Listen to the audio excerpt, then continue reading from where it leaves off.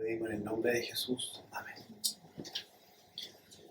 Podemos ver a lo largo de Chile y a lo largo del tiempo y del mundo y ver a nuestro alrededor que en todo ámbito de cosas hay normativas a seguir, hay estructuras, hay reglas. En ningún lugar donde uno vaya no hay reglas. Puede que estas no estén escritas, puede que estas no se comenten, pero en todo lugar hay reglas o códigos. Aún en los barrios más peligrosos, donde no hay una reglamentación escrita, hay códigos. Todo el ser humano se rige por códigos y por normas, por estructuras, por formas de conducta. Podemos ir, por ejemplo, a la Cámara de Diputados y Senadores, un ejemplo de conducta para la humanidad y para Chile. Por supuesto que no. Pero ahí es donde ellos se reglamentan y dirigen para que quienes toman las leyes puedan tener un consejo y decidir qué leyes surgen, qué leyes se eliminan. No sé si han visto las noticias al respecto de la Cámara de Diputados y Senadores. ¿La han visto? ¿No? Donde hay un grupo que debiera juntarse a conversar. Las normas de nuestro país han terminado a las manos, a golpes, a insultos, como que estuvieran en cualquier lado. Ahí también hay normas. No se cumplen, pero también hay normas. Ellos que crean las normas, también se rigen por normas y por leyes y por formas de conducta. Y así, en medida que avanza todo tipo de agrupación, sea esta de carácter familiar, social, militar, todo va rigiéndose por una estructura y un ordenamiento. Y esta estructura y este ordenamiento y esta norma de conducta debe irse modificando según la necesidad de los tiempos. Las normas van cambiando según la necesidad del presente. Eso es lo que pasa y lo que siempre ha pasado. Si nos podemos ver leyes de hace 200 años atrás, 100 años atrás en Chile, van a haber variaciones, van a haber cambios. Algunos no tan drásticos, otros drásticos en su totalidad. Y de aquí a 10 años más vamos a ver cambios totalmente drásticos en la legislación. Y nuestra iglesia, la iglesia que Jesucristo vino a establecer esta tierra, también se rige por normas.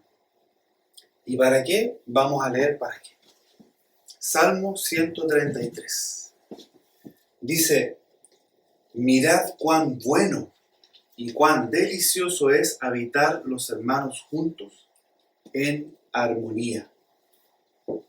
Es como el buen óleo sobre la cabeza, el cual desciende sobre la barba de Aarón, y baja hasta el borde de sus vestiduras, como el rocío de Hermón, que desciende sobre los montes de Sión, porque allí envía Jehová bendición y vida eterna. El Señor ha puesto estatutos, reglas, normas en la iglesia, y uno de los motivos y las razones es porque es delicioso que habiten los hermanos juntos en armonía. No se puede vivir en armonía si no hay ordenamiento, si no hay orden, no se puede vivir en armonía. Cuando la palabra habla de vivir en armonía, imagínense esto musical. Hay un ritmo donde ninguno de nosotros debe ni hay un ritmo que la iglesia lleva, y eso lo logramos a través de las normas que Dios nos ha puesto. A diferencia de las normas del mundo, las reglas que Dios ha establecido no han cambiado. Esta palabra no ha cambiado desde que ha sido escrita, es la misma y no va a cambiar.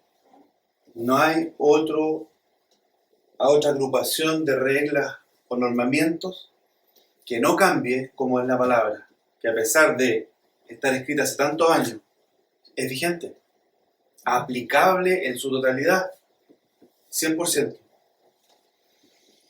Entonces, la palabra no se tiene que adecuar a la realidad del hombre como lo hacen las normativas actuales y humanas, sino que el hombre es quien se debe adecuar a la normativa y al llamado que el Señor está haciendo en su palabra. Es por eso que hoy día vamos a ver 3 normas de convivencia para todo discípulo del Señor. Esto no quiere decir que aquellas normas de convivencia sean solamente dentro de la iglesia. Principalmente sí vamos a hablar de normas de convivencia en la iglesia. Pero el que es discípulo del Señor, es discípulo aquí, en Cervantes 1841, en Corral, en Puyehue, en Santiago, acá, Copiapó, donde estemos. Lógicamente, algo que no se habla, pero que uno lo entiende por lógica, en este lugar donde el Señor nos ha puesto para alabar a Dios y para aprender de su palabra, uno también se comporta mejor, digamos, ¿cierto? Por respeto al lugar. Pero las normas que vamos a aprender hoy día no tienen que ver precisamente con el lugar, sino con nosotros, como discípulos del Señor. ¿Cómo nos movemos? ¿Qué está viendo la gente? ¿Cuál es nuestra conducta? ¿Ya? Y esa es la palabra principal de hoy día, conducta en la iglesia. Vamos a ir al libro de Efesios, capítulo 4, a partir desde el versículo 1. ¿Ya? Nos vamos a quedar con Efesios durante prácticamente toda la enseñanza, pero vamos a ir analizando distintos versículos. Vamos al 1 primero. El apóstol Pablo le escribe a las iglesias y les dice: yo pues, preso en el Señor, os ruego que andéis como es digno de la vocación con que fuisteis llamados, con toda humildad y mansedumbre, soportándoos con paciencia los unos a los otros en amor, solícitos en guardar la unidad del Espíritu en el vínculo de la paz. Un cuerpo y un espíritu, como fuisteis también llamados en una misma esperanza de vuestra vocación. Nuevamente. Un Señor, una fe, un bautismo, un Dios y Padre, el cual es sobre todos y por todos y en todos. Pero a cada uno de nosotros fue dada la gracia conforme a la medida del don o del regalo de Cristo. Cuando dice en el versículo 1, digno de la vocación con que fuisteis llamados, en otras palabras está diciendo que nos comportemos apropiadamente a aquello que el Señor nos llamó, no a otra cosa. Comportémonos apropiadamente de acuerdo a lo que el Señor nos ha llamado. Dice, les ruego que anden como es digno. Tiene que ver la dignidad en esto. Digno de la vocación con que fuisteis llamados, con toda humildad y mansedumbre. Aquí, en la iglesia en general hay un orden. Y hay llamados distintos. Entonces, el primer aspecto, ¿cuál sería? Entender su llamado, tu vocación, a lo que el Señor te ha llamado en el momento. ¿Podría cambiar el llamado? Por supuesto, por supuesto. El tema es movernos en el llamado en el que estamos. Segundo aspecto, lo vamos a ver en el mismo libro de Efesios, capítulo 4, desde el versículo 11. Y él mismo, se refiere a Jesucristo, constituyó a unos apóstoles, a otros profetas, a otros evangelistas, a otros pastores y maestros. ¿A fin de qué? De perfeccionar a los santos para la obra del ministerio, para la edificación del cuerpo de Cristo, hasta que todos lleguemos a la unidad de la fe y del conocimiento del Hijo de Dios, a un varón perfecto, a la medida de la estatura de la plenitud de Cristo. Para que ya no seamos niños fluctuantes, llevados por doquiera de todo viento de doctrina, por estratagema de hombres, que para engañar, emplean con astucia las artimañas del error, sino que, siguiendo la verdad en amor, crezcamos en todo, en aquel que es la cabeza. Esto es Cristo. ¿De quién? De Cristo. ¿De quién todo el cuerpo, bien concertado y unido entre sí por todas las coyunturas, que se ayudan mutuamente, según la actividad propia de cada miembro. Y de esa forma recibe su crecimiento para edificarse en amor. El segundo aspecto es dejarse perfeccionar. Dice la palabra que Él estableció algunos maestros, profetas, apóstoles, evangelistas, pastores, maestros. Pero con un fin. Y el fin es perfeccionar a los santos. Ustedes son los santos de la iglesia. La palabra de Dios los llama santos. Es por eso además que nosotros no creemos, por supuesto, en una estatua, ni mucho menos que se le llame el san no sé qué. Porque la palabra nos enseña que los santos somos nosotros. Somos los santos de Dios. Y Él establece a personas para perfeccionar a los santos. Él quiere perfeccionar al cuerpo. El segundo aspecto, entonces, es dejarse perfeccionar, dejarse guiar.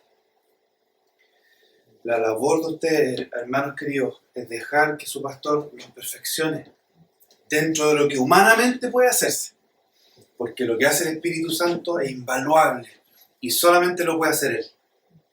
Pero lo que refiere a lo humanamente posible, Él ha puesto personas para guiar la iglesia.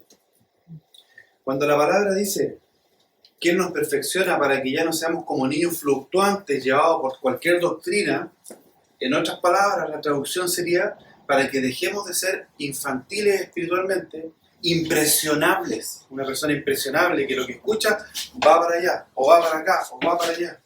Y lo que ve va para allá. La palabra nos está llevando a perfeccionarnos y no ser infantiles espiritualmente. Pero para eso deberíamos cumplir el segundo aspecto, que es dejarse guiar. Muy bien, dejarse guiar. Dejarse perfeccionar. Como dice, sería más específico. Tercer aspecto. Efesios 4, 17 al 18 dice: esto pues digo y requiero en el Señor, que ya no andéis como los otros gentiles, que andan en la vanidad de su... teniendo el entendimiento de qué forma. Entenebrecido, fuerte no. Ajenos de la vida de Dios, por la ignorancia que en ellos hay. ¿Por qué? Por la dureza. Por la dureza de su corazón. Menciona la ignorancia, pero también menciona la dureza del corazón. Tengamos cuidado de escudarnos con nuestra ignorancia, cuando la palabra lo que dice es que junto con la ignorancia también hay una dureza de corazón. Hay cosas que sabemos, que no ignoramos, pero por la dureza de nuestros corazones caemos en pecado. Entonces el tercer aspecto es no envanecerse. ¿En qué? En la vanidad de la mente. Cuando una persona se envanece en su propio razonamiento, o dicho de otra forma, confía más en su propia experiencia o conocimiento que en lo que viene del Señor, lo que ocurre es que con el tiempo, yo no soy un profeta, pero leyendo la palabra conozco lo que va a pasar después en algunos casos.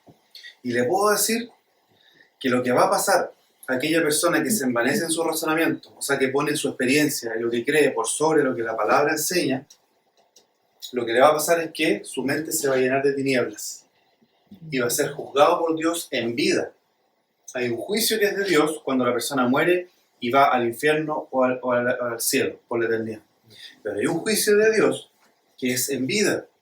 Y dice la palabra que el Señor oscurece el entendimiento de aquella persona, que sostuvo su posición y fue insistente, obstinado, y no se dejó enseñar, y no dejó ser moldeado. Dice la palabra que Dios mismo lo va a llevar a que no vuelva a aprender más. No vamos a hablar de eso, pero les voy a dejar la referencia. Romanos 1, del 18 al 32. Los juicios en vida del hombre. Que insiste en su postura. Que no se deja corregir y no se deja enseñar. Como les dije recién, no soy profeta, pero la palabra tiene profecía. No sé el futuro, pero la palabra nos habla de las consecuencias que vienen para ciertos casos. Y este es uno de ellos. Léanlo en sus casas. Romanos 1, del 18 al 32. Generalmente asociamos la idea de vanidad. Díganme si no se imaginan vanidad a un hombre mirándose al espejo y peinándose, ¿cierto? Ese es como el concepto que tenemos de vanidad. Y rubio. No sé por qué no me imagino rubio. No sé, mucha película de Disney quizás. Eso imagino con vanidad. Como Adonis, ¿no? Este hombre que mostraba su cuerpo y era su fortaleza, era cómo se veía él físicamente. Vamos a ver el significado de vanidad, que no solamente tiene que ver con algo físico. La vanidad es el orgullo de la persona que tiene un alto concepto de sus propios méritos y un afán excesivo de ser admirado y considerado por ellos. Toda persona que esté en esa vanidad de su mente, mientras no acepte la corrección, el futuro va a ser Romanos 1, del 18 al 32. Después lo van a leer ustedes. Y también tiene otra consecuencia, la vanidad de la mente, que está en Efesios. Sigamos leyendo, versículo 19. Los cuales después que perdieron toda sensibilidad, se entregaron a lascivia. Lascivia que principalmente es libertinaje sexual. Para cometer con avidez, con apetito, con un deseo intenso, toda clase de impureza. Impureza quiere decir llevar a cabo sin límite todos esos pensamientos por los cuales algún día luchaban. Todo hombre y mujer de Dios lucha en algún momento, en algunos periodos mucho, en algunos periodos menos. En algún momento un pensamiento, en algún momento otro pensamiento, pero todo hombre y mujer de Dios lucha con pensamiento. Cuando el hombre que fue de Dios o la mujer que fue de Dios no se deja corregir, el futuro es que se entregan a la lascivia para cometer con avidez toda impureza. Se entrega a todos aquellos pensamientos por los cuales ustedes lucharon. Se entregan por completo para ir a ellos con avidez. Aquel hombre que luchó una atracción inadecuada, si no se deja enseñar y ser corregido, en eso va a caer, con avidez, con apetito. Hay una diferencia, ya con esto vamos terminando, entre dejarse guiar y dejarse corregir. El tercer punto tiene por nombre no envanecerse, ¿ya? En sus pensamientos, dejarse corregir, no sentirse con mayor experiencia aunque la tenga. Dejarse corregir. Pero hay una diferencia entre dejarse guiar y dejarse corregir. Si ustedes van por la calle, vamos todos hacia la plaza, y hay una persona que va adelante y va, ¿qué hace? Va guiando, ¿no? Va guiando al grupo que va detrás.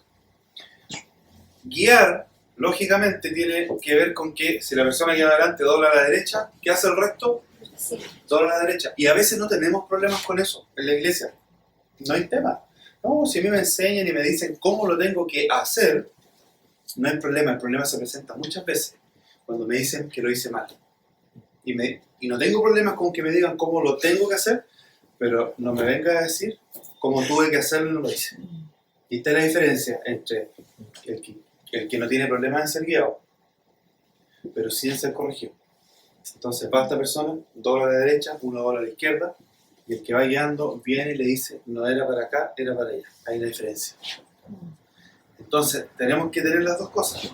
Saber ser guiados, pero también saber ser corregidos.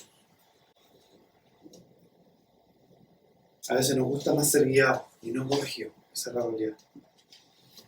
Pero como hijos de Dios y discípulos del Señor, debemos tener estos dos aspectos.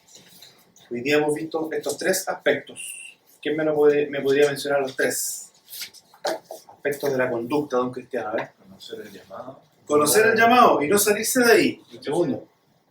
Dejarse guiar. Dejarse guiar. ¿Y el tercero? No Envanecerse. No envanecerse. ¿Cómo? No envanecerse en la vanidad de la mente. No envanecerse en la vanidad de la mente. Súper bien, que tiene que ver con también dejarse corregir. Hoy día hemos visto estos tres. La próxima semana vamos a seguir viendo aspectos de la conducta de la iglesia. Voy a mencionar algunos nomás. Desechando la mentira. No se ponga el sol sobre vuestro enojo. El que hurtaba ya no robe, que trabaje. Que no salga ninguna palabra corrompida de vuestra boca. No contristéis al espíritu. Quitar toda amargura, enojo, ira, gritería y maledicencia y toda malicia. Esos son algunos de los que vamos a ver la otra semana, ya en la continuación.